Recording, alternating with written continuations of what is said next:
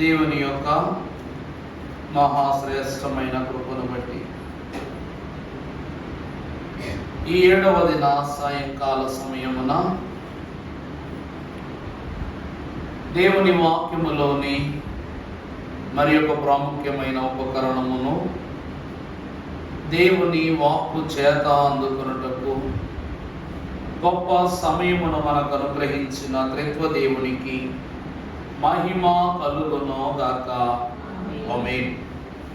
దేవుని వాక్యం ధ్యానం చేసుకుందాం. పరిశుద్ధ గ్రంథములో నుండి నిర్గమకాండము 28వ అధ్యాయము 30వ వచనమును చదువుకుందాము.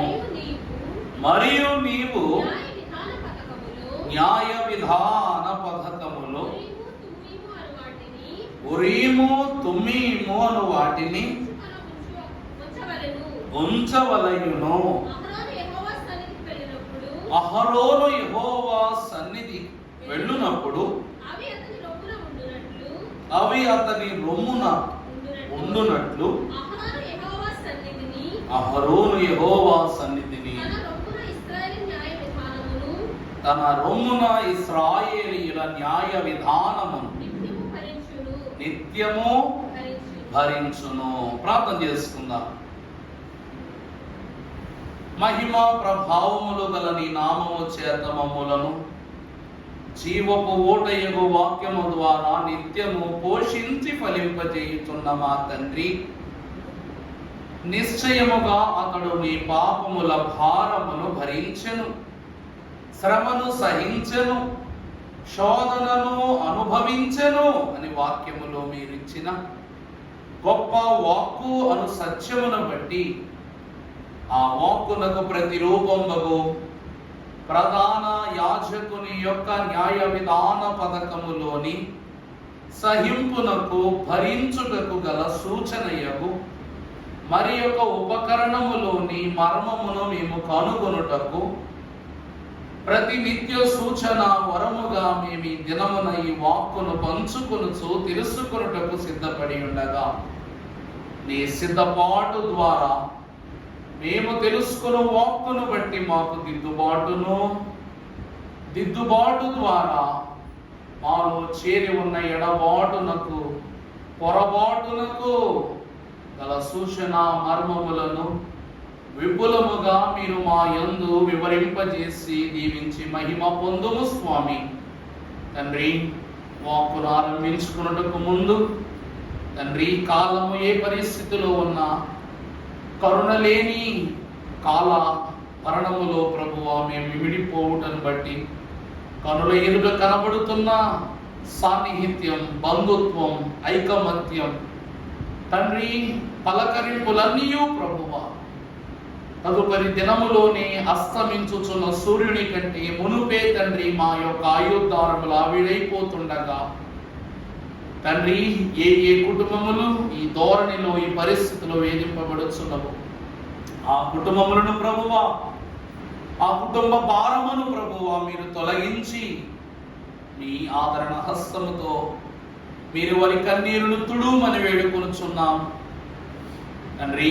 ఈ దాసులు శ్రీనుగా తండ్రి గతించిన 2 దినముల మునుపు మాకు పరిచయస్తులుగా మా కనులు ఎదుటి తిరుగులాడుచు పలకరించుచు మాట పంచుకొనుచు కనబడిన వారి దినమును ప్రభువా నీ పిలుపునందుకొని ఉన్న తండ్రి, ప్రతి వాని మదికి రాకడ ధ్వని వినిపించుము రాజా.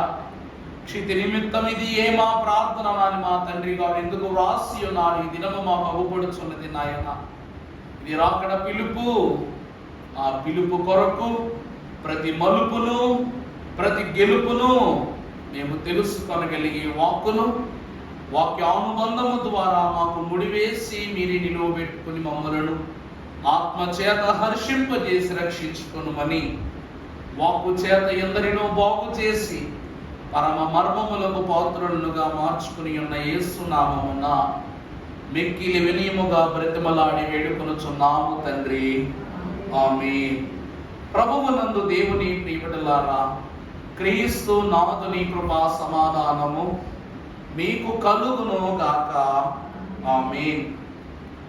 నిర్గమాకాండము 28వ అధ్యాయము 30వ వచనములో దేవుని యొక్క నిర్ణయమును, దేవుని యొక్క పరిపూర్ణతను, దేవుని యొక్క స్వభావ సంపూర్ణతను వివరించుటకు దేవుడు న్యాయ విధాన పథకము యొక్క 12 రత్నములు కలిగిన, 12 గోత్రములు కలిగిన, 12 రాళ్ల యొక్క అతియు గతియు నిర్ణయించుటకు దేవుడు ఏర్పరచుకునిన సంపూర్ణమైన ఉపకరణ సాధనములే ఉరీము తుమీము. ఈ దినము మొదటి భాగముగా మనకు అలువరించబడిన ఉరీము అనే అంశముల గురించి దేవుని వాక్యములో ధ్యానం చేసుకుందాం. ప్రభువునందు దేవుని ప్రియబిడ్డలారా, ఒకసారి అన్నమాట చదువు నా నాకుండా చదివేసి 30 వచ్చి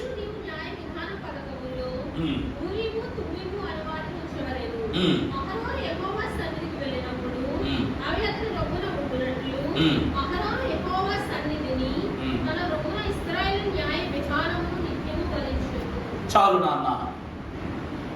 అహరోను దేవుని సన్నిధిలోనికి వెళ్ళినప్పుడు ఇశ్రాయేలీయుల యొక్క మంచియు చెడుయు దోషముయు ధన్యతయు అతడు తెలుసుకుని వాటిని భరించున్నట్లు గమనించాలి.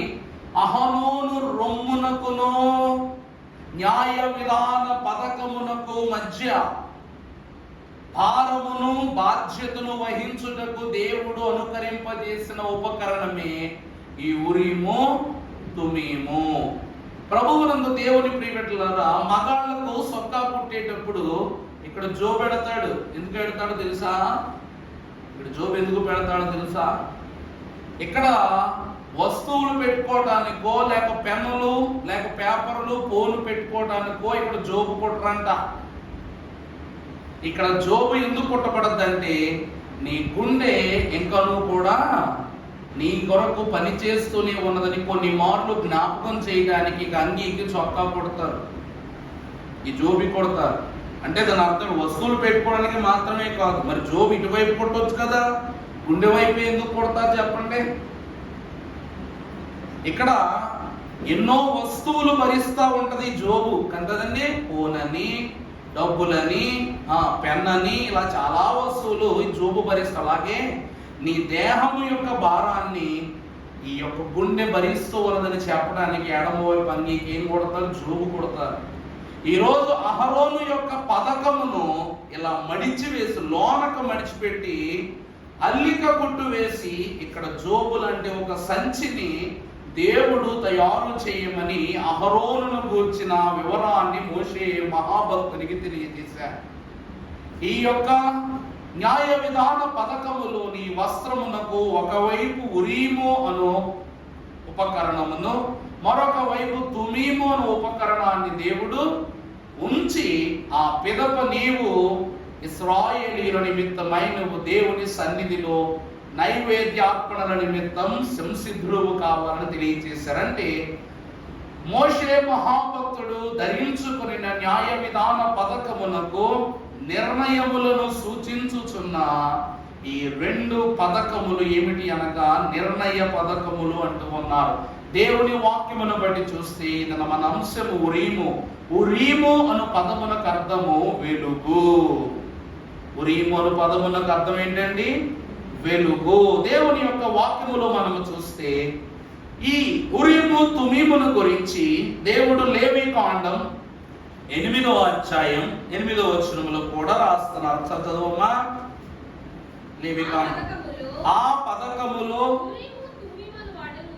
ఉరీము తుమీము అను వాటిని ఉంచి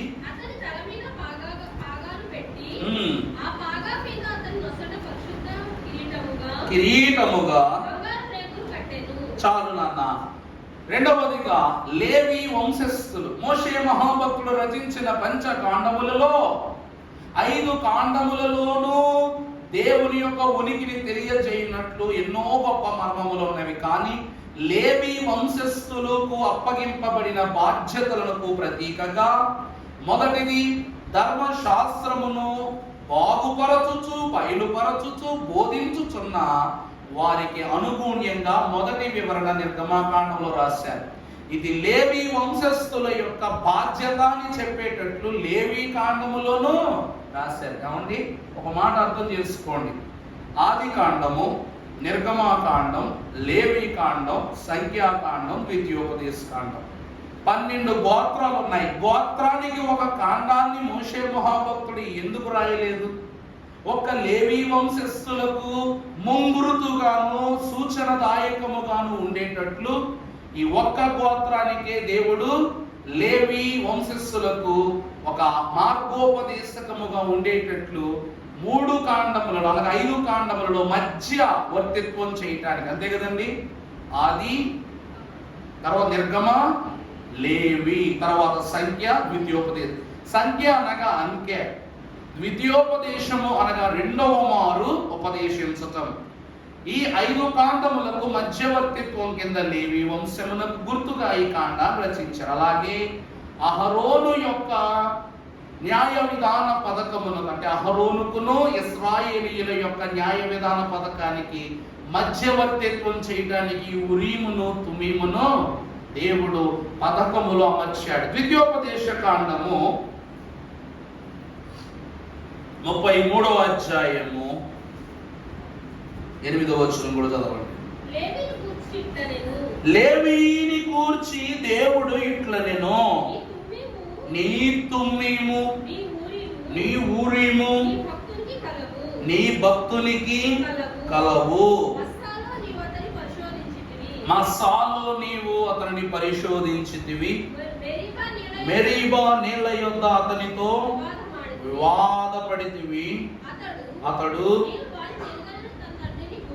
నేను వానిని ఎరుగనని తన తండ్రిని గూర్చియు తన తల్లిని గూర్చియు అనెను. తన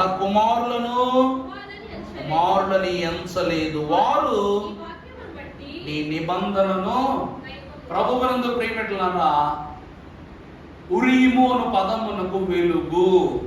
మరొక పదాన్ని భక్తులు ఏమన్నారంటే ఉరీము అనగా దేవుని నిర్ణయము.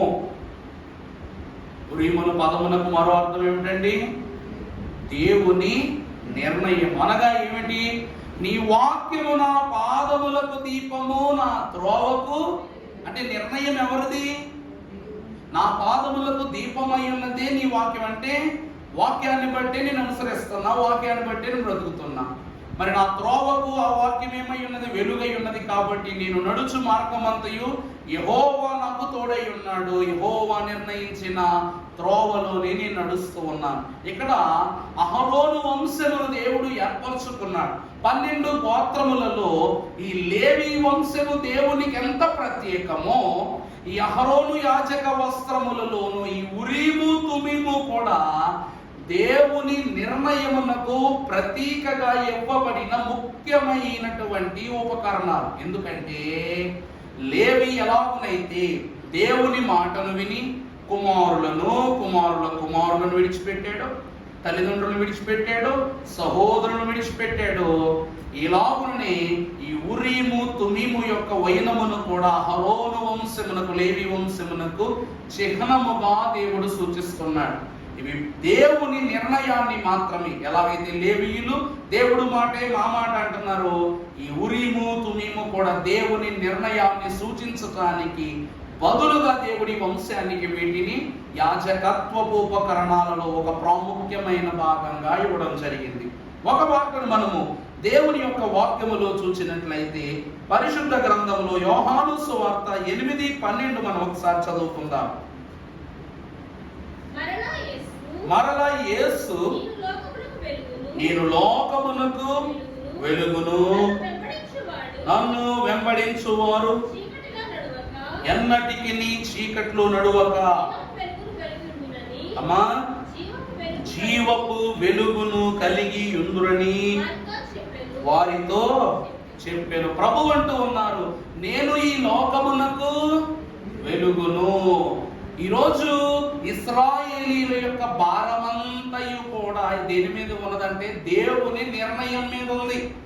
ఇశ్రాయేలీయుల యొక్క ఆశీర్వాదం అంతయు దేవుని యొక్క నిర్ణయం ఈ ఉరీము తుమీముల మీదే ఉందంట. ఎందుకంటే వెలుగు ఈ లోకమునకు వచ్చెను గాని చీకటిలో సంచరించుటను బట్టి ప్రజలెవ్వరును వెలుగును గుర్తించలేకపోయారు. ఇందాక చెప్పాను కదా, దేవుని నిర్ణయం. వెలుగంటే ఏంటి? దేవుని నిర్ణయం. చూడుము, భూమిని చీకటి కమ్ముకుంటుంది, లెమ్ము తేజరిల్లుము, యెహోవా మహిమ నీ మీద ఉదయించి ఉన్నది. కీర్తన గ్రంథం 43:3 మనము చూసినప్పుడు అక్కడ కీర్తనకారుడు అంటాడు, నీ వెలుగును నీ సత్యమును బయలుదేరజేయము, అవి నాకు త్రోవ చూపును. అంటే నీ వెలుగు అనగా దేవుని యొక్క కాంతి, రెండవది సత్యము. సత్యము అనగా నీ వాక్యమే సత్యం. ఈరోజు ఉదాహరణకు ఒక మాట అనుకుందాం. దైవజనుడు దేవదాసయ్య గారంట రోజు ప్రార్థన చేసుకునేటప్పుడు ఒక్కొక్కరికి పలు అంశాలను అప్పచెప్పేవారంట. అంశాలను అప్పచెప్పి అంశాల వివరణను కూర్చున్నటువంటి వృత్తాంతాన్ని వారు బోధించి తెలియజేసి ఇలాగే ప్రార్థించాలని చెప్పేవారంట. అర్థమైందా? క్రమం. అందుకే బైబిల్ వాళ్ళ క్రమం ఎందుకంటారంటే, దైవజనులు బలహీనతలకు మీర్చిన ప్రార్థన, బలహీనతను బట్టి, అనారోగ్యం బట్టి, అలాగే వ్యాధులను బట్టి, లేకపోతే కుటుంబ కలహాన్ని బట్టి, ఇలా ప్రతి ప్రార్థనకు కూడా ప్రత్యేకంగా ఒక ఫేజ్ నడిపించేవారట. ఇలా నడిపిస్తున్నప్పుడు ఒక ఆమె దైవజనుని ప్రార్థనను ఆలకిస్తూ ఆమెకట అప్పుల బాధలు ఉన్నాయంట, అనారోగ్య సమస్యలు ఉన్నాయట, అలాగే కుటుంబ సఖ్యత లేని పరిస్థితి. 3 అంశాలతో వచ్చిందంట. కానీ విచిత్రం ఏంటంటే, ఈ 3 అంశాల గురించి ఈమె తెలుసుకుని ప్రార్థించుకోవాలి, అప్పుడే ఆ సమస్య తీరద్ది.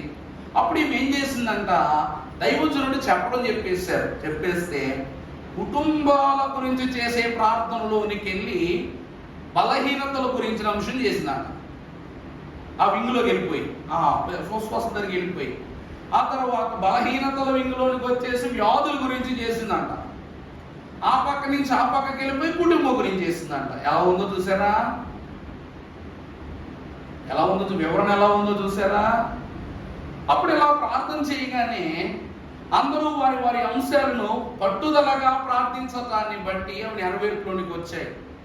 కానీ ఈమె యొక్క ప్రార్థన ఆమె నోరు దాటడం లేదు. ఒకవేళ దాటినా సరే మనసుకు తృప్తినివ్వట్లేదంట ప్రార్థన. అంతే కదండి.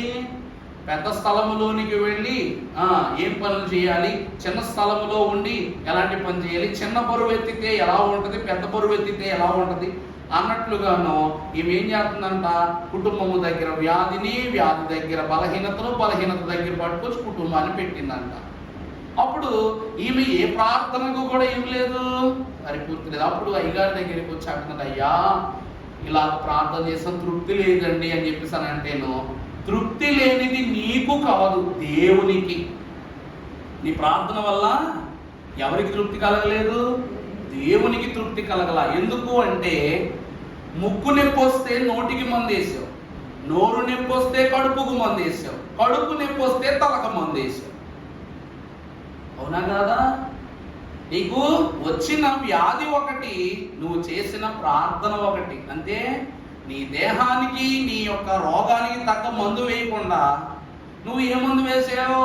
సంబంధం లేని మందులన్నీ వేసావు. అందుకే నీ వాదనలు వేదనలుగా మిగిలిపోయాయి. వేదనలు వాగ్దానాలుగా మారాలి అంటే క్రమ ప్రార్థన చేయించు అన్నారు. ఆ క్రమాన్ని బట్టి కాలగమనములు దైవజనులు రోగాలకు వేరుగా, కష్టాలకు వేరుగా, శ్రమలకు వేరుగా, కుటుంబ సమస్యలకు వేరేగా ప్రార్థన మందిర పుస్తకంలో ఈ వివర ప్రార్థనలన్నీ రాసిచ్చారు. దేని ప్రార్థన దానికే ఉండాలని. దేవుని ప్రియబిడ్డలారా, ఈరోజు లేవి వంశస్థునకు దేవుడిస్తున్నటువంటి సూచన ఏమిటంటే, ఏమిటి ఒకసారి 43:3 చదువునాన్న. నీ వెలుగును నీ సత్యమును బయలుదేరజేయుము.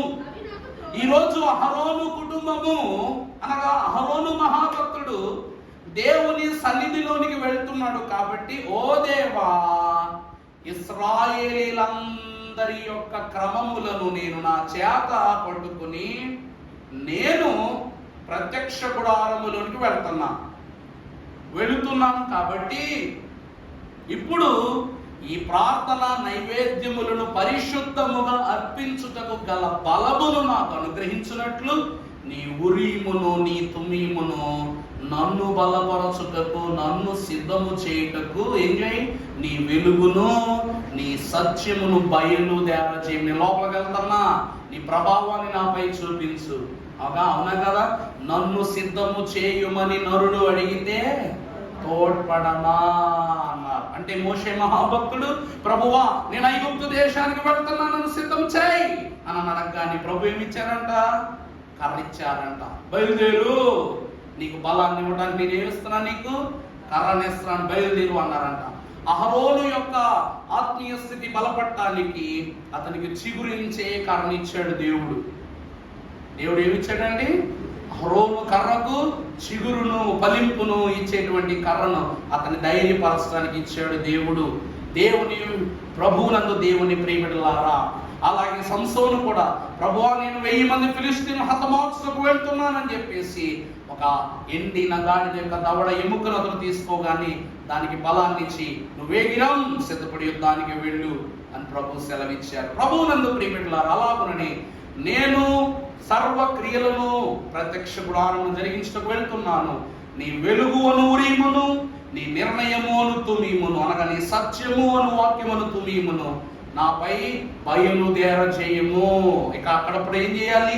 లోపలికి వెళ్ళగానే నా పనులు, నా క్రియలు పని చేయకూడదు, నా నిర్ణయాలు పని చేయకూడదు. నీ నిర్ణయాలు పని చేయనట్టు నన్ను ముందుకు నడిపించమన్నారు. తర్వాత చూస్తే, అవి నీ పరిశుద్ధ పర్వతమునకును నీ నివాస స్థలములకును నన్ను తోడుకొని వచ్చును. అర్థమవుతుందా అండి? దేవుని పరిశుద్ధ స్థలము పర్వతమునకును నివాస స్థానము, నేను మీతో నివసించున్నట్లు నాకు ఒక ప్రత్యక్ష గుడారమును మీరు నిర్మించలేని ప్రభు అన్నారు. ఆ స్థలములో నీ యొద్దకు వచ్చుటకు ఇవి నాకేమగును, తోడ్పడును అని ప్రభు అంటున్నారు. మొదటిగా ఉరీము దేవుని నైవేద్యములకు యాజకుని సిద్ధం చేస్తూ ఉన్నాయి. యాజకుడు ఏం చేస్తున్నాయండి? సిద్ధం చేస్తా. ఆత్మీయ సిద్ధపాటు, శారీరక సిద్ధపాటు, వాక్కును బట్టి సిద్ధపాటు, క్రియను బట్టి సిద్ధపాటు, తలంపును బట్టి సిద్ధపాటు, అన్నిటిని బట్టి సిద్ధపరచడానికి దేవుడు తన మనస్సును సిద్ధపరచుటకు దేవుడు తన నిర్ణయాన్ని సాఫల్యం చేస్తూ ఉన్నారు. ముందుకు వెళ్ళినట్లయితే పరిశుద్ధ గ్రంథములో సామెతల గ్రంథం 3:5 కూడా మనం చదువుకున్నట్లయితే పరమ భక్తుడు సొలొమోను కూడా సెలవిస్తున్నారు. సామెతలు 3:5 అమ్మా,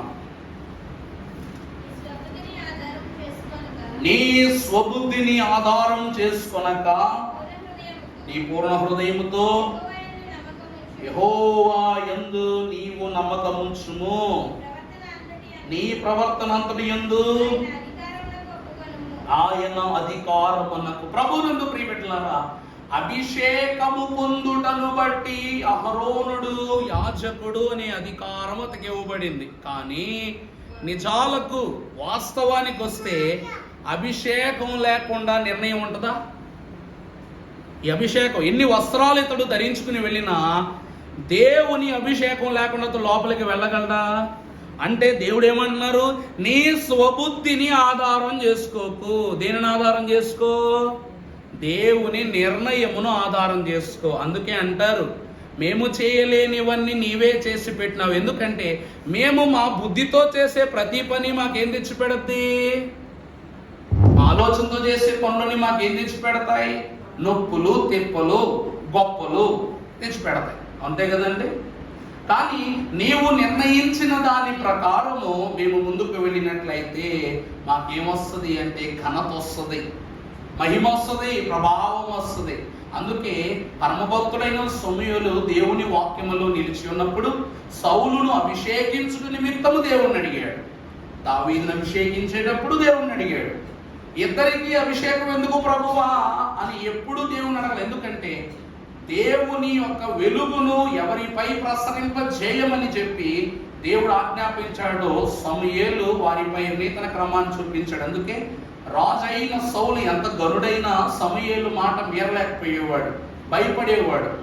దావీదు ఎంతటి గొప్ప మహారాజు అయినా సమూయేలును సన్మానించుకుని ఉన్నాడు. అందుకే సౌలు కర్ణపిశాచును ఆశ్రయించి సమూయేలు ఆత్మను రప్పించినప్పుడు అతను ధిక్కరించిన దేవునికి వైఖరి కలిగించావు, దేవునికి దోషుడైపోయాను, దోషుడు అని చెప్పి హెచ్చరించి అక్కడి నుంచి మళ్ళీ ఆత్మ ఏమైపోయింది, దేవుని సన్నిధికి వెళ్ళిపోయింది. ఎందుకంటే దేవుని నిర్ణయాన్ని ధిక్కరించటం వల్ల మనకు కలిగే శోధనలు ఎన్నో. అందుకే దైవజనులు రాశారు కీర్తనలో, దిక్కైనాటి దేవుడే నరుడై మిక్కిలి ప్రేమతో మేలు చేయగా ఇక్కడ ఎన్నో హింసలు పొంది ఎక్కడ లేని మృతి చెంది బ్రతికి. చూసారా, మనకు దేవుడు ఏమై ఉన్నారంట, దిక్కై ఉన్నారంట. అంతటి దేవుడే మన యొద్దకు మిక్కిలి ప్రేమతో మేలు చేయటానికి, శ్రమను అనుభవించడానికి మనం మధ్యకు వచ్చారు. అందుకే దేవుని నిర్ణయాన్ని ఆనాటి పరమ భక్తుడైన అహరోను ఆశ్రయించాడు కాబట్టి ఇశ్రాయేలుకు మేలు జరిగింది. ఈనాటి కాలంలో పేతురు, మహాభక్తుడు పేతురు వల ఆ పక్కగా వెయ్యని చెప్పేసి ఈనాటి ప్రధాన యాజకుడై ఉన్న పేతురుకు చెప్పగానే మారు మాట్లాడకుండా పేతురు వల వేశాడు కాబట్టి 153 గొప్ప చేపలను ఆ దినమున దేవుని ఏర్పాటును బట్టి అతను సంపాదించుకున్నాడు. దైవజనులు అన్నారు, ఈ 153 గొప్ప చేపలు సంఘము అన్నారు. ఆ 153 చేపలు ఏంటంటే అండి, అవి చేపలు కదంట, గొప్ప చేపలు.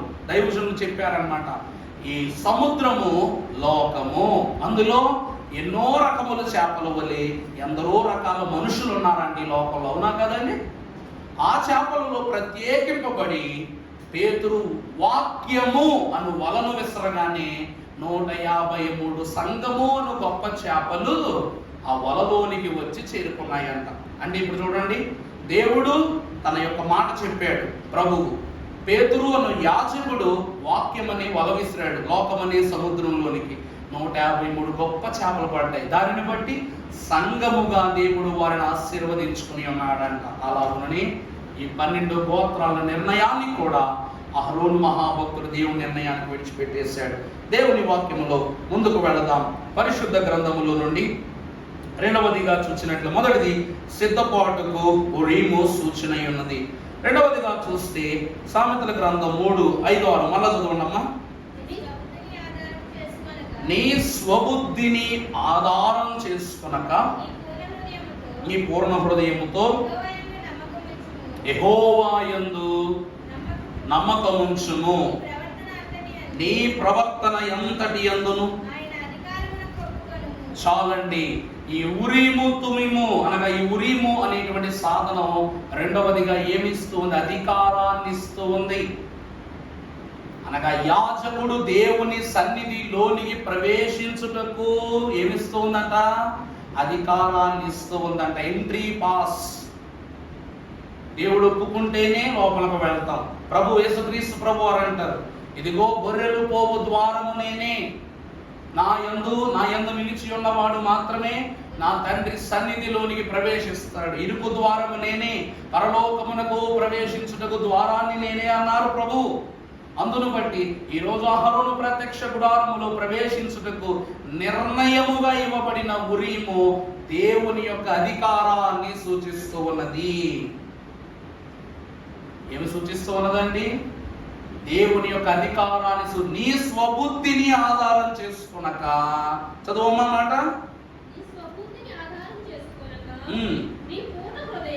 రెండవది ఉంచుము, ఆయన అధికారమునకు నీవు ఒప్పుకొనుము, అప్పుడు ఆయన నీ త్రోవను. అర్థమవుతుందమ్మా? అహరోను యొక్క మనస్సు నిశ్చలం చేసి అప్పుడు తన మార్గాన్ని ఏం చేస్తా ఉంది? అవునా? పాదములకు దీపము, త్రోవకు. ప్రత్యక్ష గుడారములోనికి ఆఖరి నిమిషం వరకు, ఆఖరి క్షణం వరకు, అస్సలు తుది కాలం వరకు మోషే ఎందుకు ప్రవేశించలేకపోయాడో తెలుసా?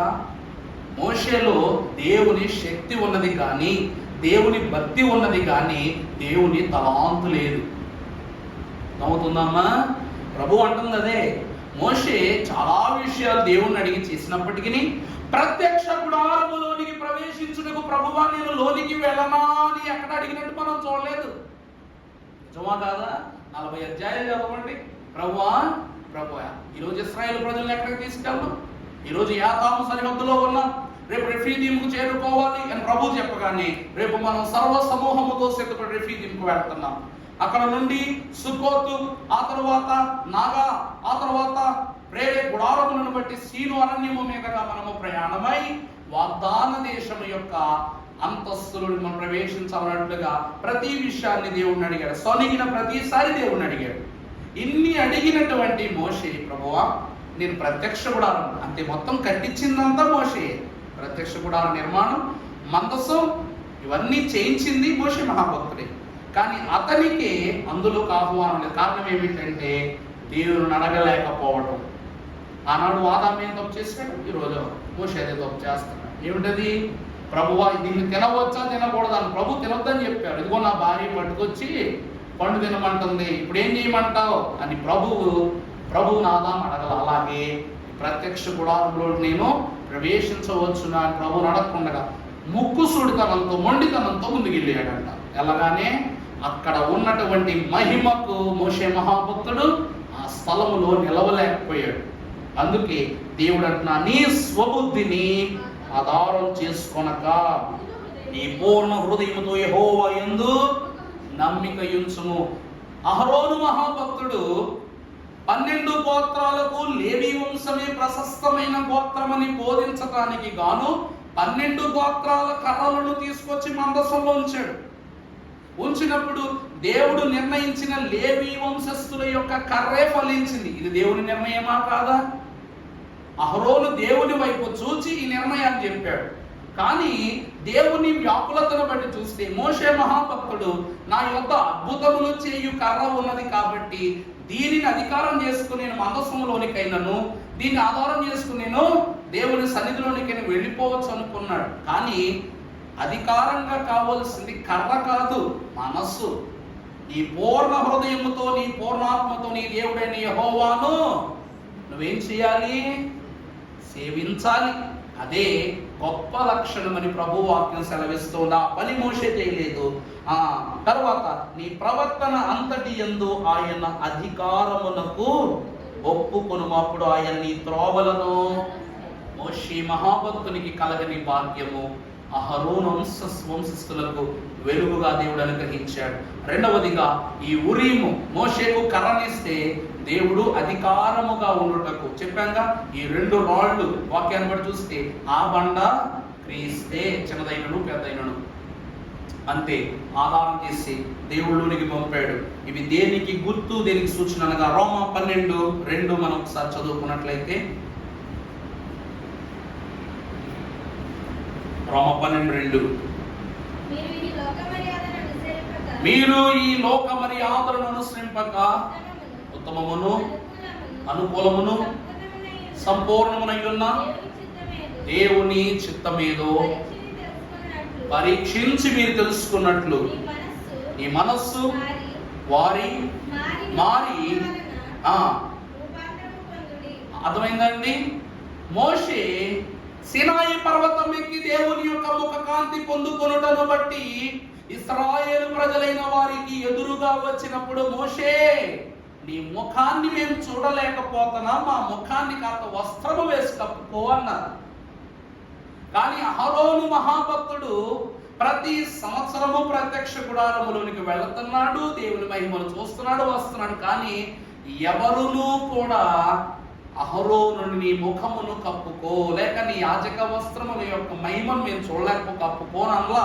కారణం ఏంటంటే ఇక్కడ ముఖము రూపాంతరం పొందటం కాదంట, మనస్సు రూపాంతరం పొందుకోవాలి.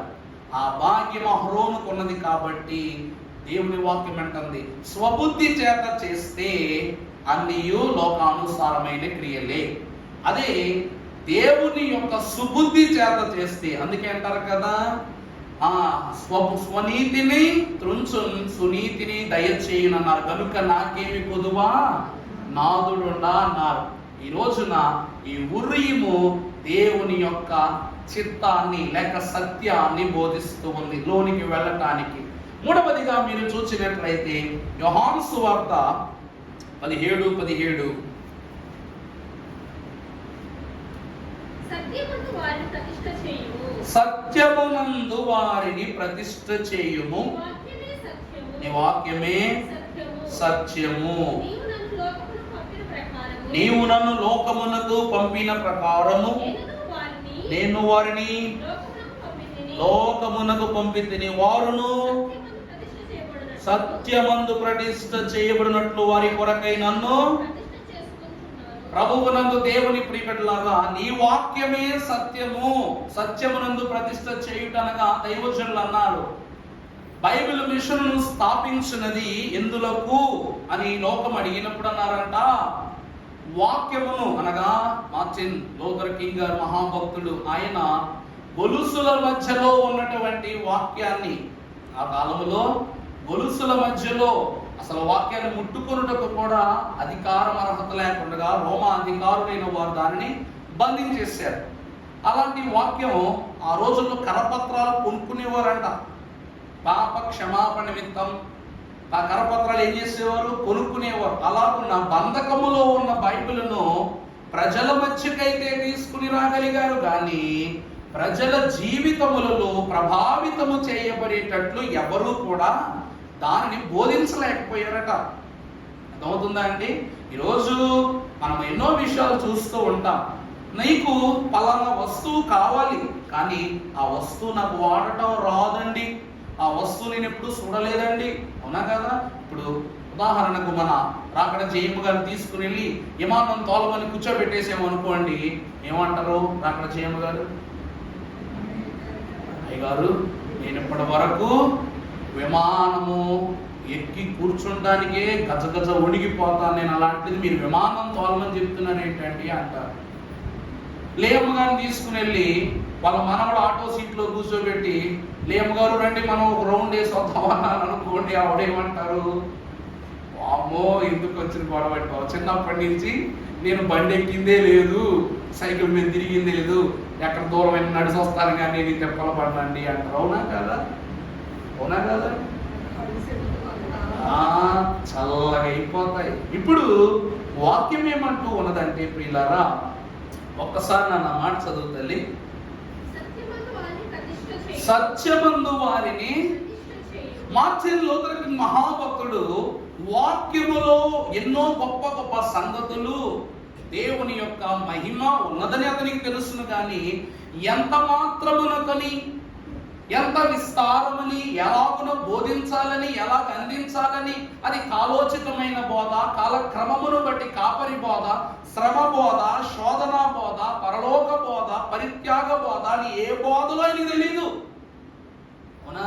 మోషే ధర్మశాస్త్రాన్ని అయితే కొండ మించి కిందకి తీసుకొచ్చాడు, కానీ ఈ ధర్మశాస్త్రాన్ని ఇశ్రాయేలు మనసులో నాటగలిగాడా? 40 రోజులు కష్టపడి ఆ ధర్మశాస్త్రాన్ని రాయగలిగిన అతనికి మనస్సులో మెత్తటి హృదయములపై ఇశ్రాయేలుపై రాయలేకపోయాడు. దానిని రాసినది యేసుక్రీస్తు ప్రభువారు. ఈ రోజున దేవుని వాక్యం ఏమంటుందంటే, సత్యమందు నీవు వారిని ప్రతిష్ఠ చేయము. ఈ మందసము దేనికి గుర్తనగా దేవుని వాక్కునకు గుర్తు. ఇందులో నుండే జకరియా మహాభక్తుడు, ఆ కాలపు ప్రధాన యాజకుడు జకరియా మహాభక్తునితో దేవుడు మాట్లాడాడు, సమూయేలు మహాభక్తునితో దేవుడు మాట్లాడాడు, సొలొమోను మహాభక్తునితో దేవుడు మాట్లాడాడు. నీతో మాట్లాడుతున్నాడు, నాతో మాట్లాడుతున్నాడు. అందుకే కదండి దీనిని కరుణాపీఠము అంటున్నాం. ఇది దేవుని ప్రశస్త స్థలము. నువ్వు సత్యమందును వాడిని ప్రతిష్ఠ, అంటే నీవు ఏ నైవేద్యములను తీసుకుని వస్తున్నావో దానిని దేని యందు ప్రతిష్ఠించాలి? వాక్యము అను సత్యము ఎదుట నీవు వాడిని ప్రతిష్ఠ చేయాలి. చదువునా నా మాట 17. నీ వాక్యము సత్యము. చూడండి, దేవుని వాక్యం అంటూ ఉంది, నీవు నన్ను లోకమునకు పంపిన ప్రకారము నేనును వారిని లోకమునకు పంపితిని, వారు సత్యమందును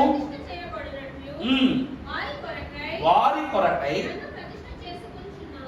అంటే మనలను దేవుని సన్నిధిలో, అంటే అహరోను ఇశ్రాయేలు ప్రజల్ని ఇక్కడ ప్రతిష్ఠిస్తే, దేవుడు యేసుక్రీస్తు ప్రభు పేరిట ఇక్కడ ఉన్న వారిని దేవుని సన్నిధిలో ప్రతిష్ఠించుకుంటారంట. అర్థమైందండి? అహరోను ఇక్కడ దాకా తీసుకొస్తే ఆ పవిత్ర నైవేద్యార్పణలను ఈ 12 గోత్రాల యొక్క స్థితిని యేసుక్రీస్తు ప్రభువారు అక్కడ ప్రతిష్ఠ చేస్తారు. అంటే అహరోను లోకములో వీరిని ప్రతిష్ఠ చేస్తే, ఈ లోకంలో ప్రతిష్ఠ చేస్తే, దేవుడు వీరిని ఆ లోకంలో ప్రతిష్ఠ చేస్తాను అంటున్నారు. అర్థమవుతుందా అండి? ఉరీము తుమీము అధికారమును బట్టి మధ్యవర్తిత్వం, ఇశ్రాయేలు ప్రజలకును కరుణాపీఠమునకును మధ్యవర్తిత్వం అహరోనుకును దేవునికి మధ్యవర్తిత్వము ఏమై ఉన్నది? యేసుక్రీస్తు ప్రభువు అను ఉరీము యొక్క అధికారమై ఉన్నది. అనగా ఈ ఉరీము ఏం చేస్తూ ఉన్నది అంటే సత్యము నందు మనలను ప్రతిష్ఠిస్తూ ఉన్నది. సత్యము నందు మనలను ప్రతిష్ఠిస్తూ ఉన్నది. 3వ స్థితి. 4వ త్వరగా ముందుకు వెళ్దాం, ముగించేసుకుందాం. యోహాను సువార్త 8:12 కూడా చదువమ్మా.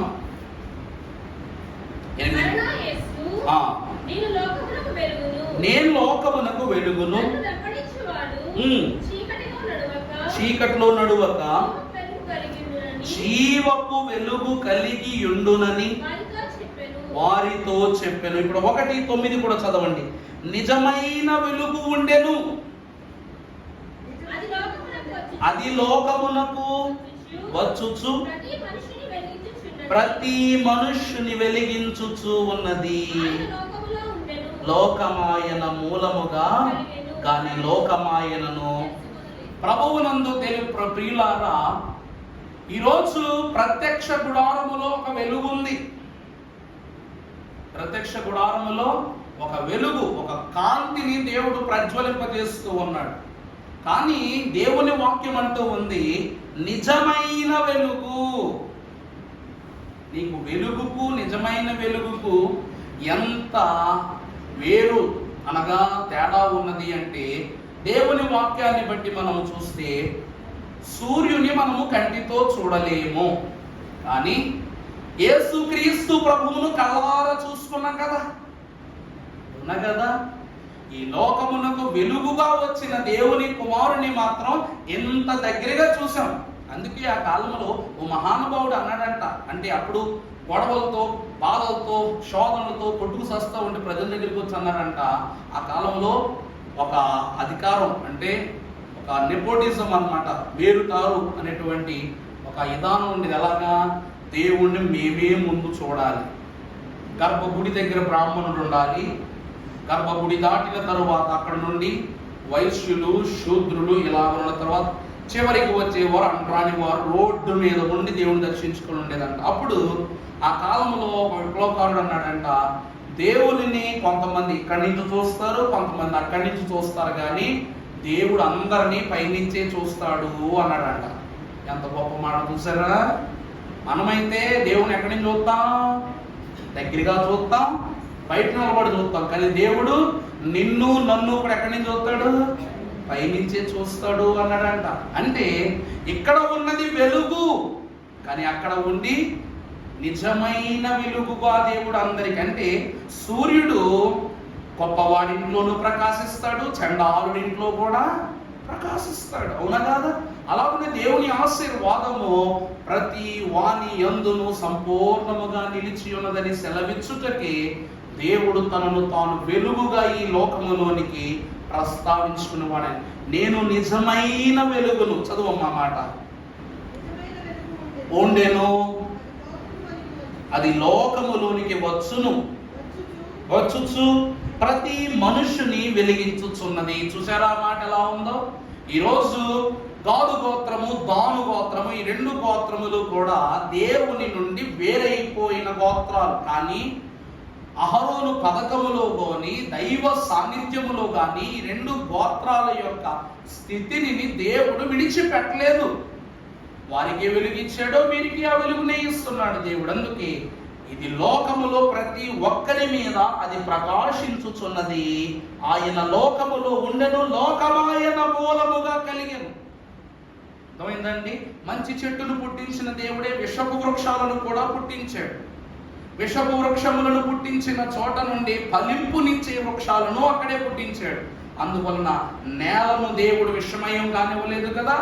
అలాగనే దేవుడు అంటూ ఉన్నాడు, పాపము చేయువారి తలంపులను బాగు చేయుటకి, పాపములను పారద్రోలి వేయుటకి దేవుడు వెలుగుగా ఈ లోకమునకు వచ్చి ఉన్నారని చెప్తూ ఉన్నారు.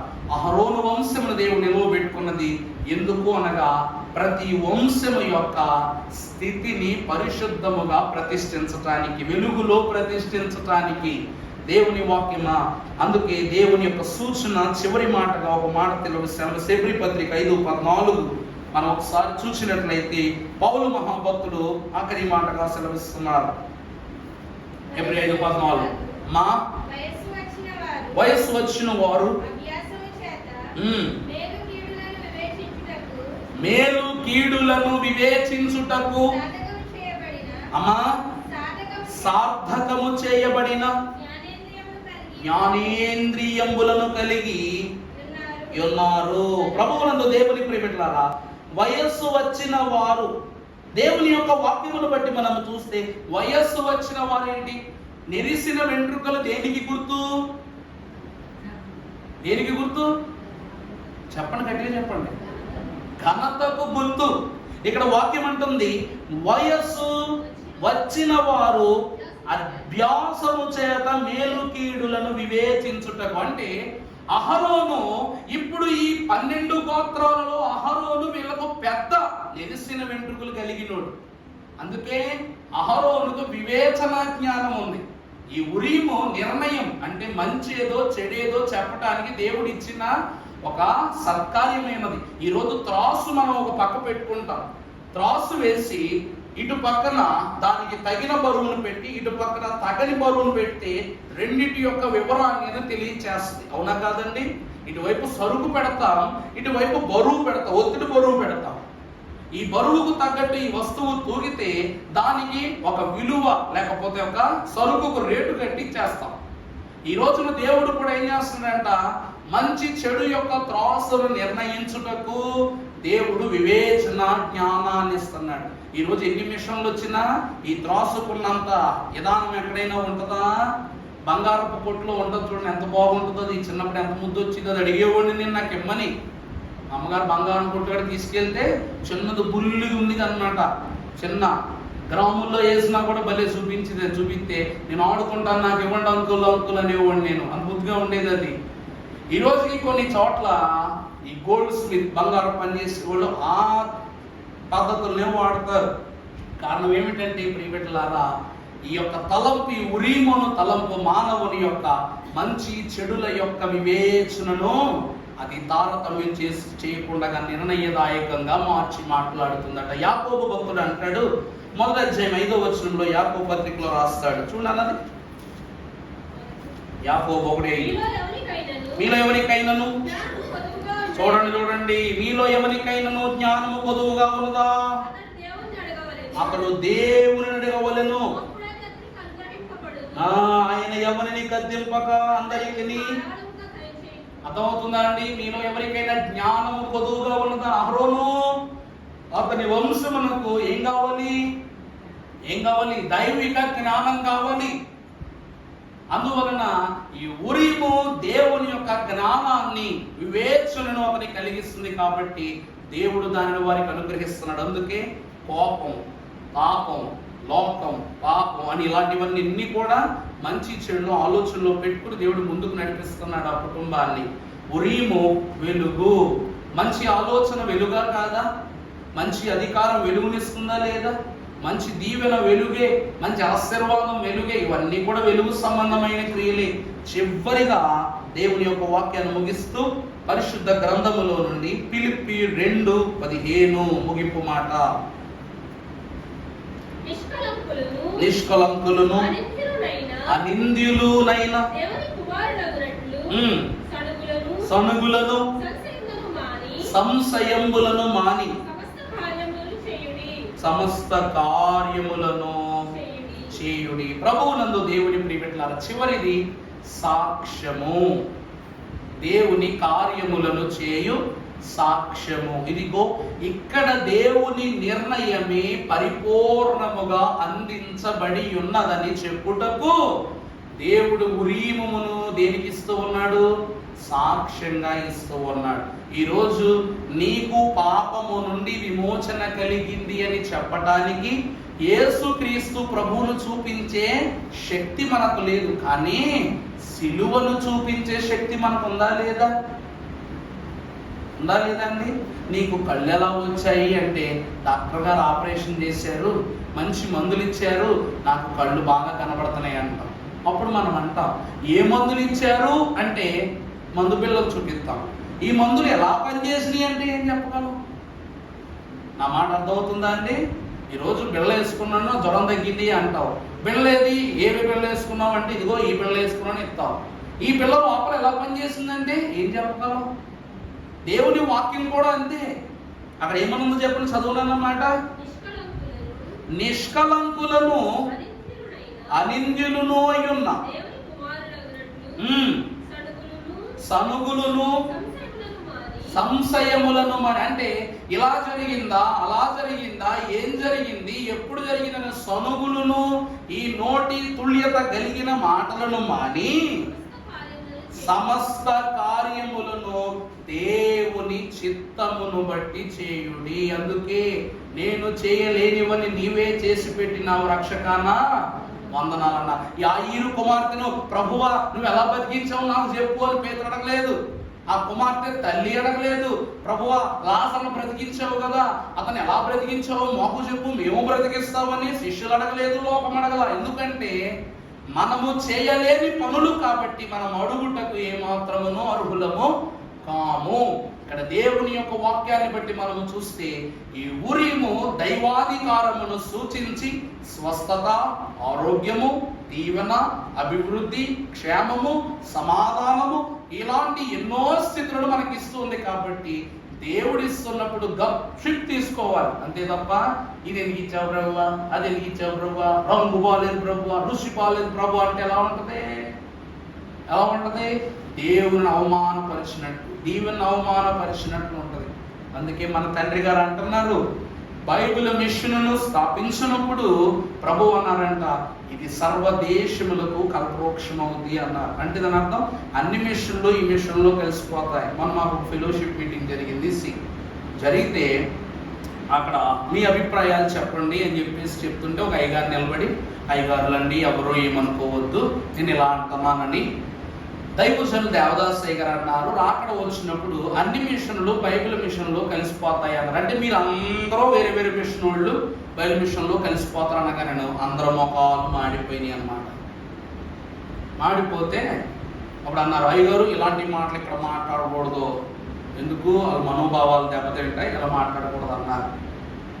ఆ తర్వాత కాసేపు తర్వాత నా మనోభావం చెప్పని నిలబెట్టారు అన్నమాట. నిలబెడితే అయ్యగారు చెప్పినట్లు అన్ని మిషన్లు బైబిల్ మిషన్లో కలిసిపోతాయి కదా, దాని అర్థం బైబిల్ మిషన్లోకి వచ్చేస్తారని కాదండి, బైబిల్ పని చేయడానికే వస్తారు అని దాని అర్థం. అందుకే మా పాదరి అమ్మగారితో కూడా చెప్పాను అనమాట, అమ్మా మన అమ్మగారు అడుగుతున్నాండి, నేను బైబిల్ మిషను సేవలోనికి దేవుడు నడిపిస్తాడని నేను ఎప్పుడు అనుకోలేదు, దేవుడు ఎంత ఘనంగా ఏర్పరిచాడో చూడండి. మా ఊరు వాళ్ళు అందరూ కూడా అంటున్నారు దేవుడిని బైబిల్ మిషన్లో పంపించడం భాగ్యం అన్నారంట. దాని తర్వాత మొన్న మాకు ఒక పెళ్లి ఆహ్వానం వచ్చింది.